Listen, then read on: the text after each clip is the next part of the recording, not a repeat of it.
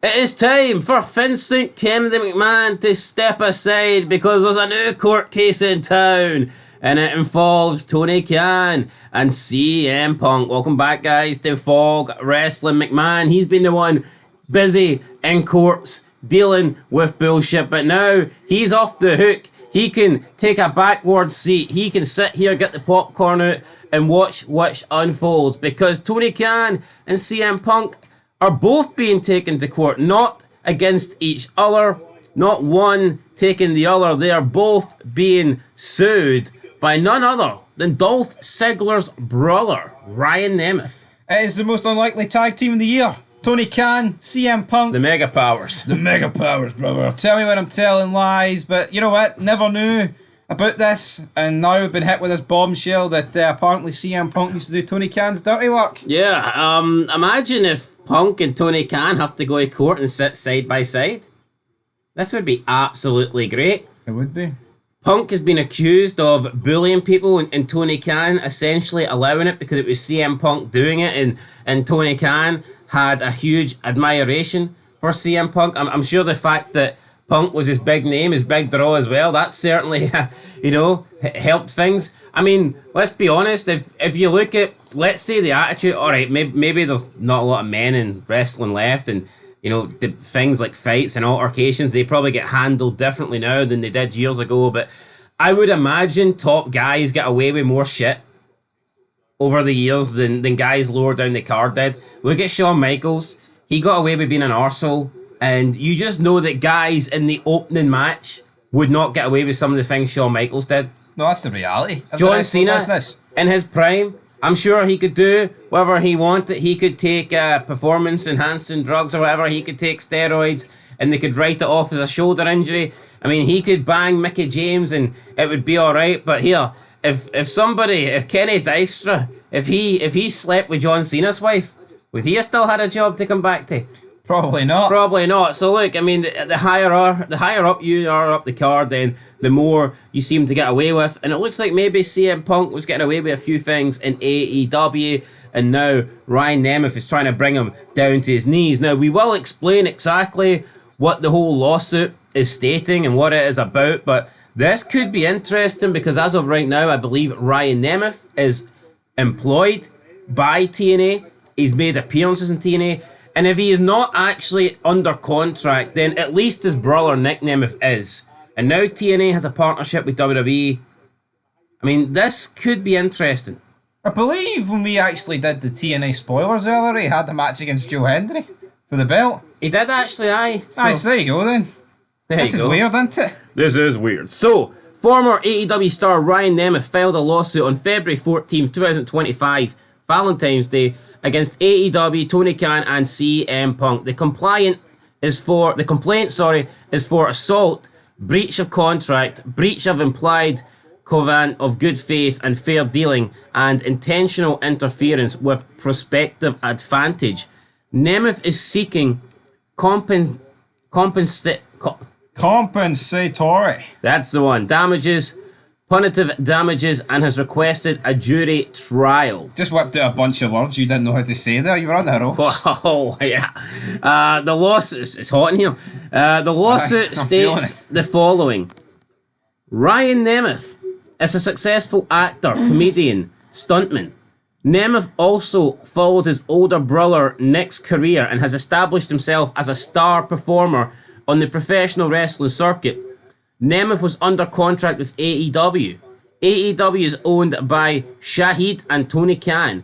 Shahid Khan is the owner of the NFL franchise Jacksonville Jaguars. When his son Tony managed to alienate most everyone within the Jaguars organization, including star NFL players, Tony was moved to be a leadership role in the Khan family-owned Fulham Football Club. Tony ended up mismanaging Fulham, leading to multiple lawsuits against the club. Since he was a child, Tony loved professional wrestling and had an obsession with certain wrestlers. The Khan family formed AEW to provide Tony with something to do, safely away from the family's other ventures.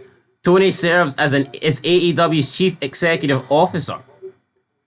Right, let's address that first of all. That makes Tony Khan sound like an absolute fucking man-child who cannot be trusted, ruins pretty much everything important that the Khan family's got going, so they essentially created this little wrestling company for him to get him the fuck out of the Jacksonville Jaguars. And, I mean, that can... It explains why the daddy, Khan, has funded it.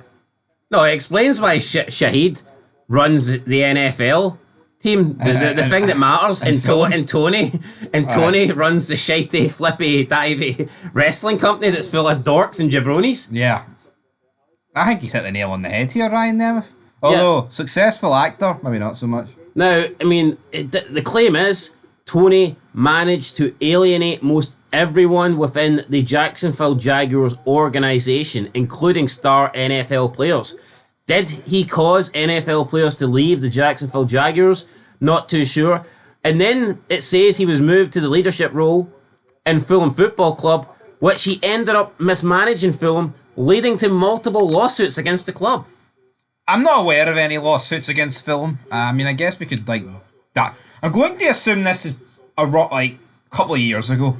Do you think Tony tries to book Fulham and the Jacksonville Jaguars like it's wrestling? Maybe he does. But I mean, it makes sense to give a guy that doesn't have a clue to put him in charge of something that's scripted, doesn't it? It's just the way they say the Khan family formed AEW to provide Tony with something to do safely away from the family's other ventures. Yo, is that not like saying here this guy was a hindrance? This guy was just a liability, and they had to get rid of him, so that they gave him shitey All Elite Wrestling just to keep him away from the important stuff that matters in the Khan family. No, I mean, that's what it sounds like, but I mean, I've done a wee Google search here, and I can't see anything really to do with Fulham lawsuit. I mean, there's one about apparently one of their stands, but I know Fulham have got the dearest season ticket in world football, so Tony Khan knows how to fucking hoover money at them, Yeah. Anyway, what about Phil Brooks? It says Phil Brooks was another wrestler under contract with AEW and a member of the AEW management team. Tony had a deep fascination with Brooks. Brooks undertook a campaign to terrorize and intimidate the plaintiff, including physical assault.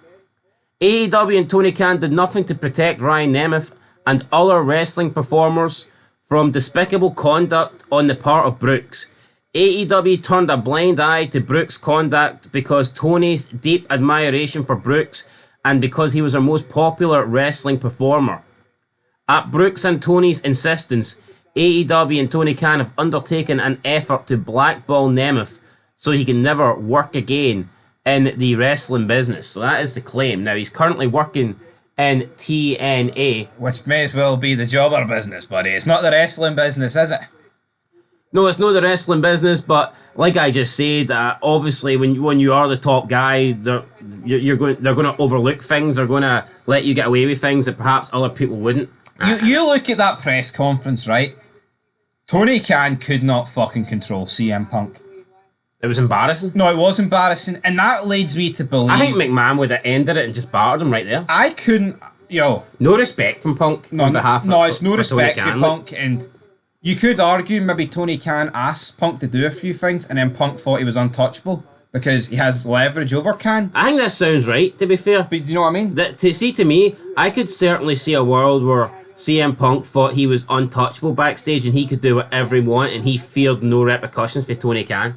Absolutely, and Exhibit A is that press conference. You do not speak like that and treat your boss like that and other members of the company like that and not feel an element of untouchability, because he was literally burying the company. He was burying the boss while sitting 2 feet away. You know what I mean? I know people are delusional and think that CM Punk stood up to McMahon, right, and Triple H, but see those shit promos? McMahon let him go out and do it. Yeah, CM Punk would never have embarrassed McMahon on a live press conference. See if WWE, right, the odd time they did a presser, right, back in the day, because obviously they do it now every 2 days. See, back in the day when they used to do it, like the hype up WrestleMania, see if CM Punk went out of his way to bury the product and bury Vince. Vince would have fucking pulled him to the side and went, what Vince would have buried him backstage 6 feet with Triple H's nose as a shovel. See the next segment on Raw, it would have been fucking McMahon taking his belt off. You're fired. And taking his belt off and getting Big Phil to land a big bloody lippy kiss on his arse. You're going to join the Vince McMahon Kiss My Ass Club. So AEW have been accused of turning a blind eye to Brooks' conduct, and Tony Khan allowing Phil Brooks, CM Punk, to get away with this because of his deep admiration for CM Punk, and because he was their most popular wrestler, and I guess they did not want to lose that. So, yeah, obviously we know how the CM Punk AEW thing ended. I wonder, did it just get too much? Was CM Punk doing too much this shit, or was it maybe the collective unit of the Elite? Was that too much for CM Punk to overcome? Did Tony Khan decide, right, I'm going to side with my executives, my EVPs, rather than just CM Punk? Did CM Punk maybe go after guys that were too high up? Maybe here. The more you hear Punk speak about AEW, the more it makes you think he's in the right. But you know what? See, unless you're actually in the company. I mean, Dave Meltzer can claim he knows, and Wade Keller, and fucking Brian Alvarez, and, the JD, that loser. But see, unless you're actually there, you're not going to know 100% for sure. I mean, NDAs have been signed, folks. Me and you can speculate, but we can't confirm it. Right, so let's go through here then. They've obviously made a list here of what's actually happened. So it starts at 14. Don't know why it starts at 14 and not 1, but either way. Or maybe this is the only... I guess there's 13 before this, but the article that we're looking at is not including the first 13 points. But here we go. So 14. At all relevant times mentioned herein, Brooks was also an employee of AEW, serving a role in executive leadership. 15. In early 2023, Brooks assaulted and battered two fellow wrestlers known by the stage names Matt and Nick Jackson. Brooks is known to have an uncontrollable temper and often lashes out in violent tirades against others. Thus, defendants were on notice regarding Brooks' violent proclivities. 16. Rather than removing Brooks from the AEW roster of wrestlers, Tony Khan made the decision to merely suspend Brooks for a few months. Brooks is one of AEW's most popular wrestlers, and Khan did not feel that Brooks could be removed without substantial loss in profit for AEW. Further, Khan has a very deep personal affinity for Brooks. Khan made the conscious decision to keep Brooks as part of the AEW locker room, although he knew that Brooks is prone to lashing out in violent episodes and to injure others. 17. Beyond his deep feelings for Brooks, Khan represented to AEW executives and other wrestlers that TBS Network had produced the AEW Collision show contingent upon Brooks' involvement as the show's star. This was all the more reason for Khan to keep Brooks in spite of his violent propensities. What the fuck? Propensities. Let's move on to number 18. Propensities. We're live, pal. Can't fucking keep that in. That's brilliant. Propensities. Can't pronounce that, man. What the fuck? Right. 18. During... Wait, hold on. Before we move on, are we fucking going through every point here? How many points is there? Aye. I mean, there's at least 27 here. Aye. Anyway, 18. During his suspension for unknown reasons, Brooks made it known that he despised Nemeth. Nemeth did nothing to Brooks whatsoever, but Brooks made it well known that he was angry with Nemeth. Brooks has a notorious history for taking violent action against others for no reason. 19. On April 16, 2023, Nemeth contacted executives within AEW to tell his employer that he was worried Brooks would come back to the wrestling circuit following his suspension and assault Nemeth. 20. On June 21, 2023, following Brooks' return to the wrestling circuit, he assaulted Nemeth in the male talent locker room in a menacing manner. Brooks shouted at Nemeth, "Do we have a fucking problem? Do we need to step outside and handle this like men?" Nemeth was cornered by Brooks and did everything he could to de-escalate the situation. 21. The next day, Nemeth was contacted by Tony Schiavone and other executives from AEW to explain what happened. Nemeth calmly and factually explained that he was attacked by Brooks in the locker room. 22. Following the assault, nothing happened to Brooks as far as punishment from AEW. 23. It is well known in the wrestling industry that benching a superstar is a form of punishment. That is, the wrestling performer is not scheduled for a match and thus is not paid. Benching a wrestler is a customary manner of punishing a wrestler. 24. Following the incident, Brooks Nemeth greatly feared being benched by AEW. Nemeth spoke with AEW's in-house counsel and attorneys from Latham and Watkins, outside counsel for AEW. All of the attorneys promised that Nemeth would not be benched. 25. Following his June 22 conversation with Tony Schiavone et al., Nemeth was not being booked for a match for over 2 months. 26. Because Nemeth was not booked for matches, his income stream from AEW dried up. More importantly, his popularity and marketability faded from being absent from the professional wrestling circuit. 27. On June 17, 2023, Nemeth again contacted AEW's legal department to complain that he was being punished for doing nothing. It was then that Nemeth discovered the real reason he was being benched. Brooks had insisted upon this. 28. Because Tony Khan had such a deep admiration for Brooks, bordering on an obsession, Khan went along with Brooks' desire to ruin Nemeth's career. 29. On August 12, 2023, Nemeth was finally booked for an event in Greensboro, North Carolina. Woo! 30.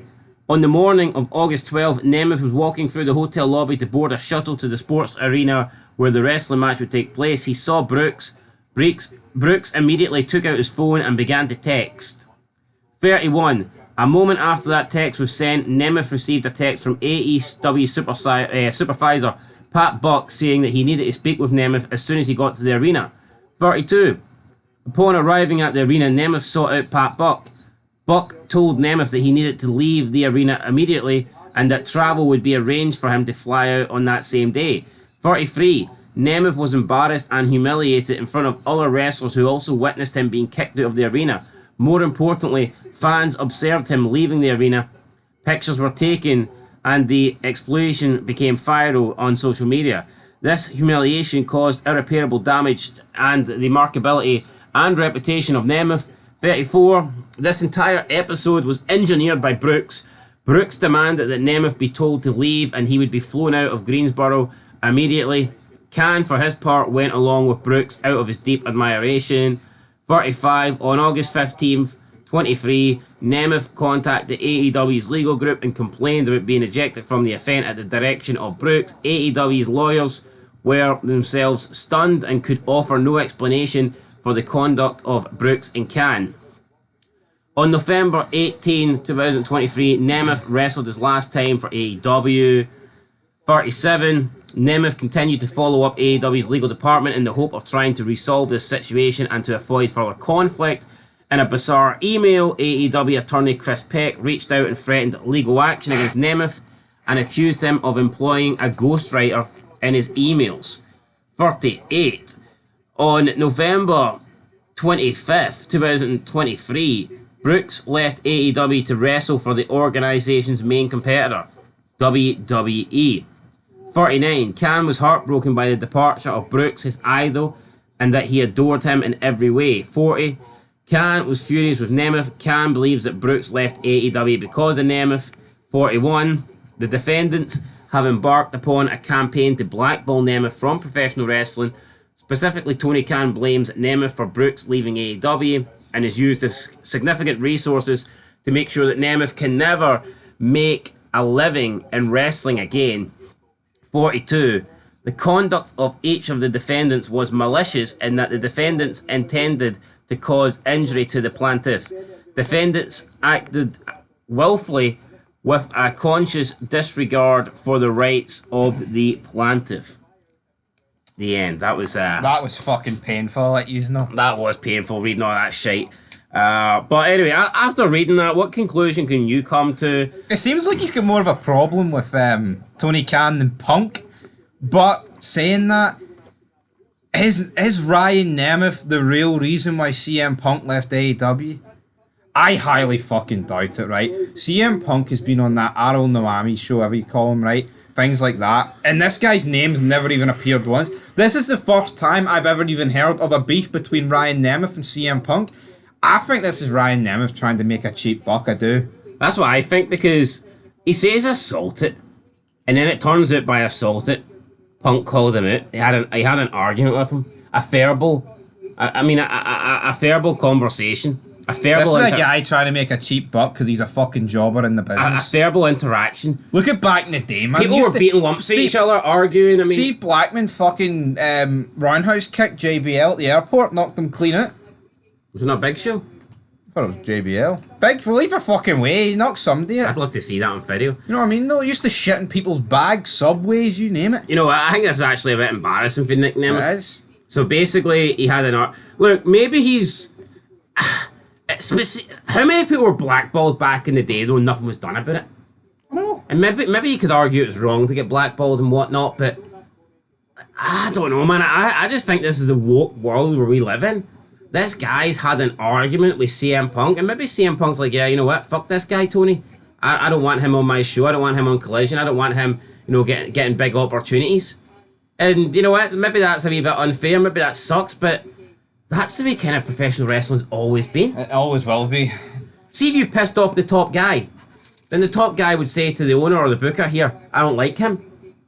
I'm not working with him. Look at Jeff Jarrett in 2001. McMahon literally the first order of business when McMahon bought WCW was a 2-minute promo burying Jeff Jarrett and told him to fuck off. Yeah, it's petty, but it's just the way the business works.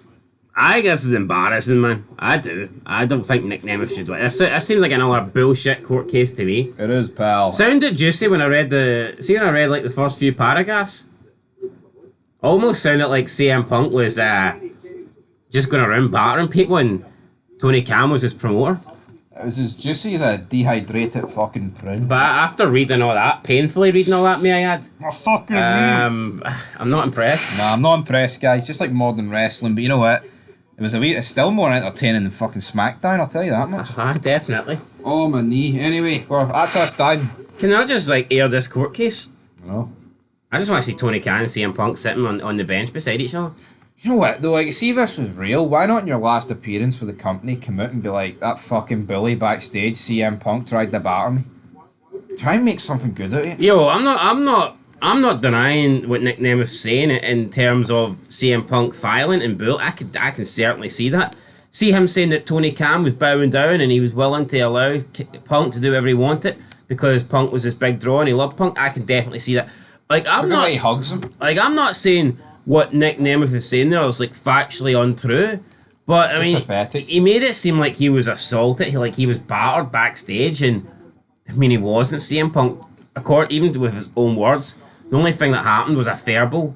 I mean, maybe you could argue CM Punk verbally assaulted him, but Jesus Christ, man, the fuck up. I know. Verbally assaulted. See back in the day when wrestling had real men. How many times were people getting into fights backstage?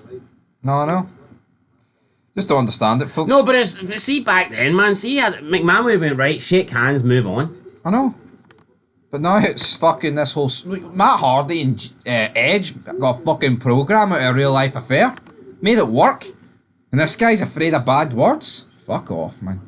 Honestly. Loser material. That is loser material. That's us done, though. We're back with more shitey wrestling content. Not our content shite, by the way. It's just everything to do with wrestling shite. Well, I'm not gonna. I butchered a few lines there, a few words. I'm not gonna lie. Right, mere lines and fucking.